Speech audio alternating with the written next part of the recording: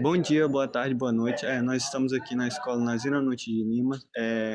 Nós vamos falar sobre um caso que ocorreu aqui na escola, sobre um massacre escolar, que foi feito pelo professor Francisco Lopes e pelo Francisco Cardeal. Onde começamos a nossa entrevista foi quando o professor Francisco Lopes resolveu fazer um massacre na escola junto com o comparsa dele, que foi o Francisco Cardeal. Os dois se juntaram, mataram 16 alunos, contando com ela uma professora. Nós conseguimos algumas explicações sobre o caso aqui na escola e também tem uma sala interditada sobre esse caso. Bora, nós vamos andar aqui com câmera, vai trazer para nós e nós vamos mostrar a sala onde que está esse caso que ocorreu lá na sala. Como vocês podem ver, nós estamos indo aqui passar no interditado e aqui foi onde ocorreu o caso do massacre e onde o professor Cardeal e o Francisco Lopes mataram 16 alunos e uma professora, que foi feito várias coisas com elas, que foram vários assassinatos, sangramentos e, como podemos dizer, a sala onde está interditada foi feita pelo Francisco Lopes e o que, o que ele fez ainda é incerto, né? Porque ele fez esse caso, não sei porquê, também o Francisco Cardeal se juntou a ele e também teve um aluno que se juntou ao professor Francisco Lopes, ao grupo de assassinatos, né, que fez essas vítimas perderem suas vidas. Até o momento a família está em choque, podemos dizer que a sala não reabre ainda, e, bom, como podemos falar, as famílias estão bastante tristes com esse ocorrido. E também é um caso absolutamente desconfortável, podemos dizer, o melhor. Então, bom, como podemos começar nossa reportagem aqui, terminamos por aqui com o caso e qualquer informação mais útil, nós chegamos aqui e informamos a vocês. Antes de nós terminar a nossa reportagem, nós vamos passar alguns clipes, entrevista dos criminosos, dos suspeitos e da sobrevivente que sobreviveu ao massacre escolar. E também nós vamos passar algumas fotos dos corpos que o professor Francisco Cardeal e Francisco Lopes mataram. Basicamente, foi difícil falar essa frase, mas mataram, né? Então, bom, e qualquer informação mais útil, nós trazemos para vocês tudo certo, porque o caso ainda é incerto, então nós vamos passar algumas informações que nós trouxemos mais por diante.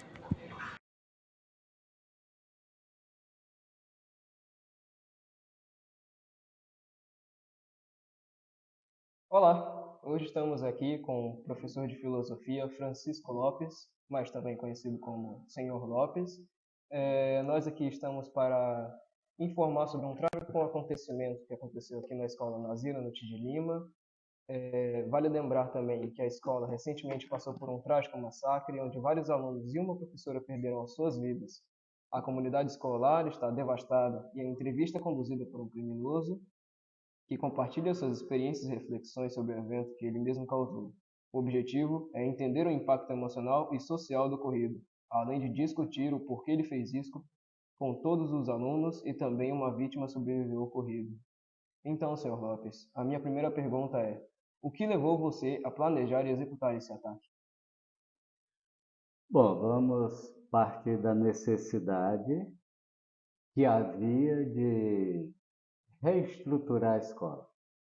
Havia aqui nesse ambiente, no perímetro escolar, uma demanda muito grande de pequenos traficantes, estudantes. Eles não estavam traficando drogas, é bom que fique claro, mas traficavam canetas, cadernos, apagadores, apontadores, e estava prejudicando o comércio local. E alguns professores se sentiram prejudicados, alguns estudantes também com toda essa situação. E aí, de repente, nos reunimos para buscar uma solução. E o que decidimos e que realizamos foi esse evento, digamos assim, desagradável, mas que resulta positivamente. Certo. Minha segunda pergunta é: quais eram suas motivações pessoais ou sociais para cometer esse ato?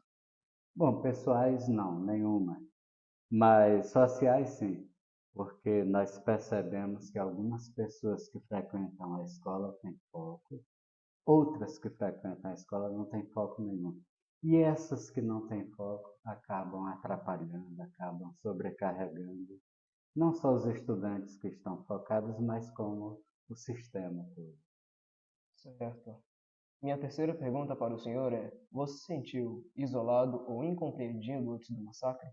Não, não, tranquilo. Estávamos todos tranquilos, planejamos a ação, chegou o momento de executar.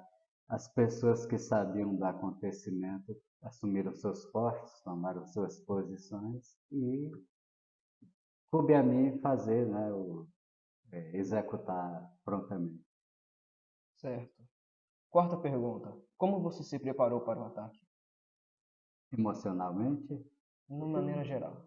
sim, bom, emocionalmente, digamos que eu já estivesse preparado para todos os eventos. Logisticamente, aí sim, tivemos que contar com alguns parceiros na sociedade. Alguns policiais forneceram armamento e munições. O juiz da cidade se comprometeu em garantir a nossa segurança, tanto é que eu estou aqui. Não fui preso, certamente não serei preso, e se for, brevemente estarei solto novamente. A questão ainda da preparação para o evento, os colegas, né, os parceiros de atividade, alguns tiveram alguns empecilhos naturalmente, alguns por motivação religiosa, outros por tradição, por terem família, por terem filhos, essas coisas aí. Mas no final tudo deu certo. Certo, então o senhor está me dizendo que há várias influências externas que culminaram nesse massacre que o senhor mesmo planejou. É isso? Sim, vamos entender isso como um presente da comunidade escolar para a sociedade como um todo, porque isso vai beneficiar não apenas professores e alguns estudantes. A mim, pessoalmente, não beneficia nada, mas a sociedade, sim, ganha com isso. Alguns bandidos a menos, alguns ladrões a menos. Muito bem. Quinta pergunta dentro do nosso tópico: o que você esperava alcançar com este ato de violência?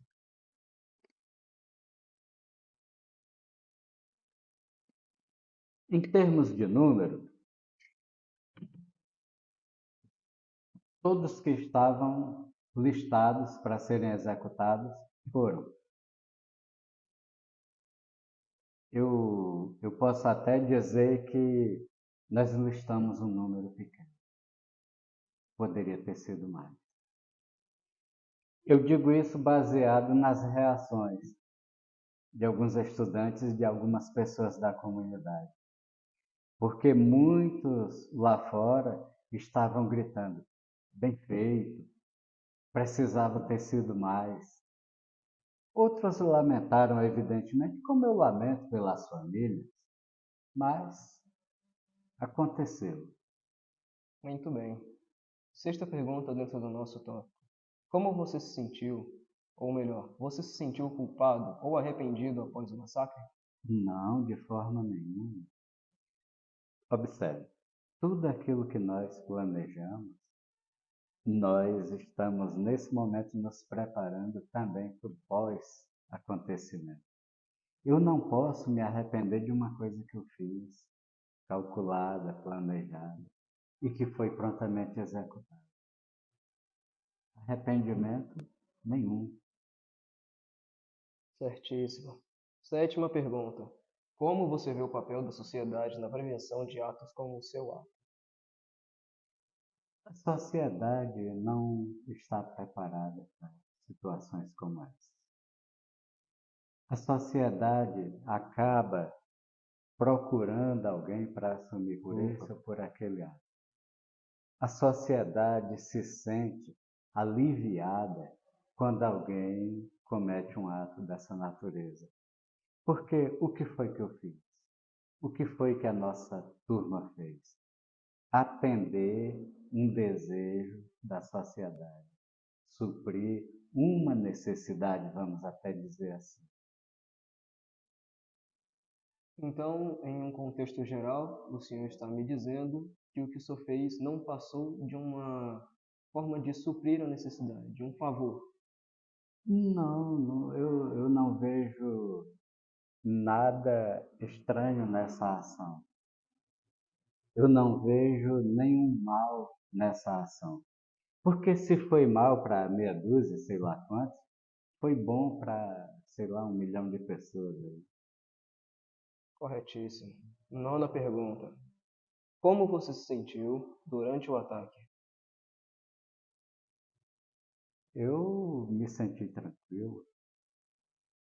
Todos estávamos posicionados e utilizamos armamento eficiente, não tinha como ninguém escapar. Poderia até ter ficado tenso em algum momento se visse que a coisa estava fugindo do controle. Mas não, os nossos parceiros estavam ali prontamente e a ação foi perfeita. Certo. Décima e penúltima pergunta. Houve algum evento específico que você desencadeou sua decisão de atacar? Não, não nos apegamos a eventos desse tipo, porque eu pude observar que em todos que aconteceram houveram muitas falhas. Alguns deles o executor foi preso e executado pela polícia e a polícia informou que o sujeito suicidou-se após o ato. Eu não poderia me expor a uma situação como essa, de ser pego pela polícia. Por isso, nós articulamos tudo com a segurança, com funcionários da escola, com estudantes que estavam comprometidos com a ação, com professores, com todo mundo. Se acontecesse de em algum momento como esses eu cair na mão da polícia, muita gente ia junto. Muito bem, senhor Lopes. Décima primeira e última pergunta. O que você diria para as famílias das vítimas? Que cuidem melhor das suas crianças, que cuidem dos seus filhos, que orientem, para que esses cheguem à escola preparados, não para situação como essas, mas que cheguem educados, que cheguem preparados para receber as informações que estão sendo passadas na escola. Porque é muito triste você observar uma sala de aula lotada, né? Ali 30, 40 alunos, o professor falando, sei lá, passando o conteúdo dele, e aquele pessoal está todo com a mente voltada para outras situações, para outros lugares. É o uso do celular, é algum compromisso com alguém fora da escola. Então, quando a criança sair da sua casa para ir à escola, ela tem que ir realmente focada na escola. O que eu posso dizer para as famílias é que, naturalmente, eu não vou dizer que lamento, nem que sinto muito, mas que aprendam com essa situação, que aprendam com esse evento. Muito bem, obrigado por essa entrevista, senhor Lopes. Eu lhe desejo uma boa noite e boa noite a todos.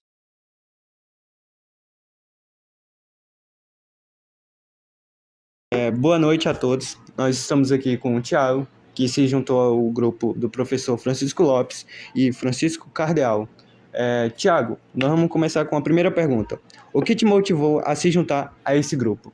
As ideologias do professor, ou melhor, do Dr. Lopes, as ideologias que ele nos mostrava eram algo tão perfeito que eu acredito que mudaria até a sua perspectiva, entendeu? Mudaria a perspectiva de todos que escutassem ele. Ele era tão certo nas coisas que falava que não tinha como a pessoa evitar, entendeu? Eu acredito que você mudaria, eu mudei, qualquer um mudaria. E eu acredito que isso colaborou para que eu pudesse me envolver nesse pequeno ato. Bom, segunda pergunta. Você sentiu algum tipo de pressão social para participar? Nenhuma pressão social, foi tudo minha vontade. Para ser sincero, as ideologias dele eram tão certas. Eu vou continuar falando de ideologias porque é realmente o que aconteceu. Não houve pressão social, eu não fui obrigado, ninguém pediu para que eu fizesse nada. Eu simplesmente ouvi e senti vontade de participar. Certamente, muitas pessoas vão teorizar que eu fui obrigado a fazer isso, mas foi tudo minha vontade, entendeu? Eu não seria obrigado a nada, eu tenho minhas escolhas. Bom, certo. Terceira pergunta. Quais eram as suas expectativas em relação a essa ação? É até engraçado de falar, porque mesmo envolvido numa coisa dessa, eu Eu, eu acho que eu tô ficando meio insano. Mas as minhas expectativas eram muito baixas. Eu não acreditava em nada de que ia acontecer certo, porque sempre tem um espertalhão que se acha o herói. Sempre tem um que vai tentar se envolver numa coisa pra salvar todo mundo e vai se dar mal, entendeu? Eu não acreditava nisso. Eu tinha certeza absoluta de que tudo isso daria certo. Embora uma parte da minha cabeça dissesse que isso daria muito ruim e todos nós iríamos presos, como eu estou. Certo. Quarta pergunta. Você tinha algum descontentamento específico com a escola ou colega? Eu tenho um descontentamento com a escola no geral. Tudo aqui é uma grande porcaria, entendeu? Tudo aqui não passa de uma verdadeira farsa do governo. Até porque você olha o estado da escola, você olha o estado dos alunos, você não percebe que tudo aqui não passa de uma grande palhaçada, entendeu? Os alunos são péssimos, há esquemas na escola inteirinha envolvendo tanto a parte principal como a parte da composição, assim, dos cooperadores no geral, né? Então, eu sou descontente com o que aconteceu e o professor abriu meus olhos para que eu realmente pudesse agir de tal maneira. Certo. Quinta pergunta. Houve algum momento em que você hesitou ou pensou em desistir? Eu não penso em desistir nenhuma vez, tá bom? Eu, com a minha cabeça, com as ideologias do professor, do doutor, meu grande inspirador, digamos assim, ele realmente me ajudou, porque não via nada para se fazer assim de errado. Tudo que ele falava é certo, e eu acredito que isso cooperou demais para o que aconteceu. Certo. Sexta pergunta. Como você se preparou emocionalmente para esse evento? Como isso já era bem planejado, é, eu acredito que eu já estava realmente preparado para isso, tá? Eu não poderia agir de maneira diferente, até porque se eu simplesmente saísse dessa coisa antes de tudo acontecer, eu estaria morto, como todos os outros que foram mortos aqui. Certo. Você tinha consciência das consequências de sua ação? Não, eu achei que eu não seria pego. Eu, tudo parecia tão perfeito e eu acredito que não daria ruim para mim, mas deu ruim para mim, deu ruim para alguns dos cúmplices e alguns dos que estavam junto deles também tiveram seus cargos retirados, suas vidas foram tomadas e a prisão não é um lugar aceitável. Certo. Oitava pergunta. Como você acredita que isso afetará sua vida no futuro? Não vai afetar, eu não me importo. Eu não ligo para quem morreu, não ligo para quem vai morrer e muito menos me importo com o que ainda vai acontecer. Minha vida já tá acabada, entendeu? Eu já tô preso e não tenho mais nenhum tipo de saída. Certo. Nona e penúltima pergunta. O que você gostaria que as pessoas soubessem sobre sua experiência? É maravilhoso. Se qualquer um experimentasse isso, seria tão bom. Se tudo que aconteceu aqui pudesse ser repetido em lugares que têm a mesma situação daqui, seria tão maravilhoso, seria fantástico, entendeu? Você não entende isso porque sua mente está corrompida por uma ideologia de que tudo nesse mundo aqui é perfeito, entendeu? Tudo aqui é uma grande farsa. Você é uma farsa, tá? Certo. Décima pergunta e última. Você se sente feliz agora? Totalmente. Eu posso não estar bem da cabeça, mas eu acredito que tudo isso aqui é fantástico. O que eu fiz foi fantástico e eu não me arrependo de nada. Tá certo? Certo. Então,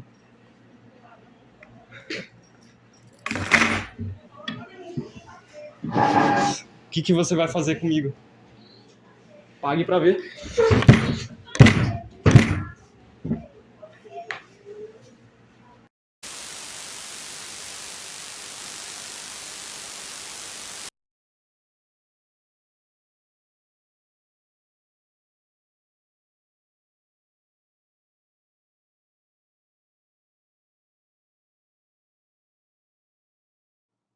Boa noite a todos, boa noite a você também, Raquel.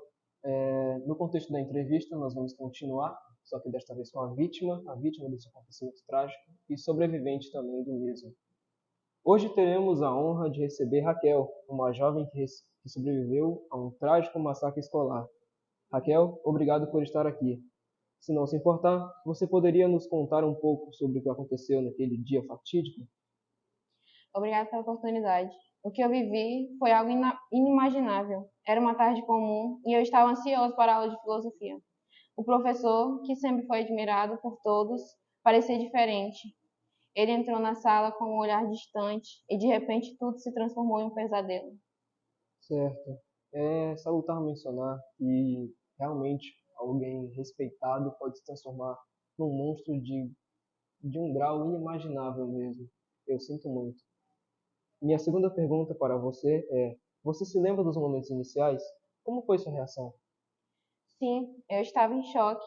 Quando ele começou a agir de maneira estranha, pensei que era uma brincadeira, mas logo percebi que não era. O pânico tomou conta da sala. Eu vi colegas tentando escapar, mas ele estava determinado. Eu me escondi atrás da mesa, rezando para que tudo acabasse logo, e ele também teve a ajuda do professor de geografia. Eu só queria que tudo isso acabasse. É realmente uma pena ele ter ainda uma ajuda de uma pessoa que também era respeitada assim como ele. Seguindo, minha terceira pergunta para você é: foi um momento de grande tensão. Como você se sentiu durante e após o ataque? Durante o ataque, a adrenalina me fez agir por instinto. Eu não consegui processar o que estava acontecendo. Após o massacre, a dor e a perda foram devastadoras. Perdi amigos e a culpa por ter sobrevivido me acompanhou por muito tempo. A recuperação emocional tem sido um longo caminho. Você acabou de mencionar a culpa. Como você lidou com isso? Foi difícil. A terapia me ajudou a entender que não era minha culpa. Aprendi que cada um tem sua própria luta. Comecei a compartilhar minha história e isso me trouxe um pouco de paz. Falar sobre o que aconteceu é um passo importante na minha cura. Certamente. Fico feliz em saber que você já está superando isso. Mas e agora? Como você se sente em relação ao futuro? Eu não me sinto muito bem em relação ao meu futuro, pois aquele momento ficou preso em minha mente e os momentos vêm e vão. Tem vezes que assombram quando estou a dormir. E o professor que fez isso não foi preso e está solto por aí. Matou 16 amigos meus e ele não foi preso. Acha isso justo? Mas como ele não foi preso, não podemos fazer nada. Mas meu futuro ainda está em aberto. Mas seguimos em frente. Só tenho a agradecer a vocês que me chamaram para poder dar a minha entrevista para vocês. Certamente não é justo. Mais uma vez, muito obrigado. Então, nós agradecemos por você compartilhar um pouco da sua história.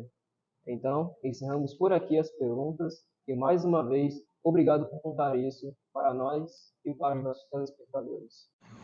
Boa noite, nós estamos aqui com o Francisco Cardeal, o principal suspeito, que se juntou ao professor Francisco Lopes. E também nós vamos fazer algumas perguntas para ele. Francisco, você era um professor respeitado. As pessoas nunca imaginaram que alguém como você pudesse se envolver em algo tão brutal.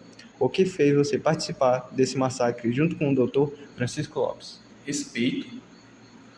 Vocês falam de respeito, mas respeito é só uma ilusão que vocês criam para se sentir seguros. Eu estava cansado desse teatro, desse sistema educacional, dessas normas. Tudo isso é uma farsa. Eles eram apenas números, peças de um quebra-cabeça. O massacre não foi sem sentido. Foi um ajuste necessário, uma correção moral. Certo. É isso que eu tenho para dizer a respeito dessa pergunta. Certo.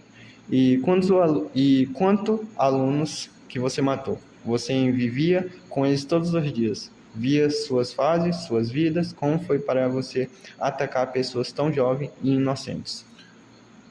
Vocês adoram colocar os jovens como se fossem flores intocadas. Mas, na verdade, aquele jovem já estava todo corrompido pelo sistema. Submissão cega ao sistema. O que eu fiz não foi matar crianças. Foi eliminar uma certa contaminação.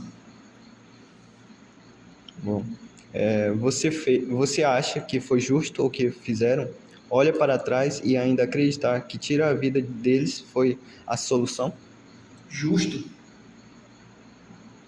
Pode dizer que o ser justo que vocês falam é uma construção muito frágil. Nós somos seres mais fortes, acreditando na força. Nós seguimos uma lógica superior quando se enxerga o mundo além das camadas da falsidade. Você não entende que algumas vidas têm um propósito e outras não. As vidas perdidas não tinham nenhum propósito. Certo. Muitos acreditam que o que aconteceu foi fruto de desequilíbrio mental, de colapso psicológico. Você acha que isso explica suas ações? Colapso.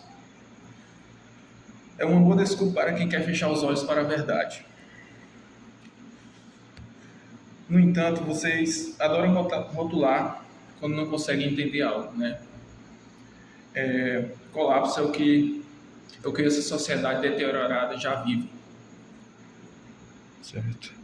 Você mencionou que o sistema educacional é uma farsa. O que exatamente quer dizer com isso? Qual era seu objetivo ao destruir essas vidas? O sistema educacional é uma ferramenta de controle. Ele não ensina, ele apenas doutrina. Prepara as crianças para serem máquinas para a ordem, para seguirem ordem, para ser submissas. Nós queríamos destruir essa narrativa. Nosso objetivo era fazer com que as pessoas olhassem para o abismo, olhassem para essa sociedade que está, de certa forma, sendo deteriorada dia após dia com esse sistema educacional imposto. Certo. Se você tivesse a oportunidade de dizer algo às famílias das vítimas que morreram, o que acharia? Há algum remorso pelo que aconteceu? Remorso. Remorso é um conceito feito para vocês se sentirem melhores. Não tenho nada a dizer para as famílias. Certo. Última pergunta. Você disse que faria tudo de novo. Isso significa que não vê limites nas suas ações. Acha que qualquer um que desafia o sistema merece o mesmo destino? Limites. Os únicos limites são aqueles que a sociedade impõe. Quando você se liberta deles, o conceito de limite se dissolve. Nem todos precisam ser sacrificados, mas aqueles que apresentam fraqueza, sim. Certo. Então, terminamos aqui a nossa entrevista com o Francisco Cardeal e agradecemos a ele. Devemos eliminar você dessa sociedade.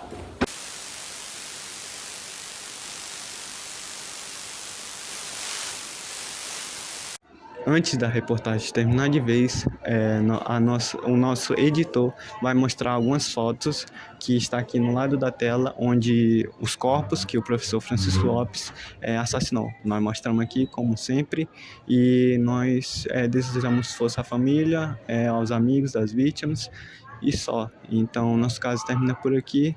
Obrigado a todos por escutar e qualquer informações úteis nós transmitimos aqui.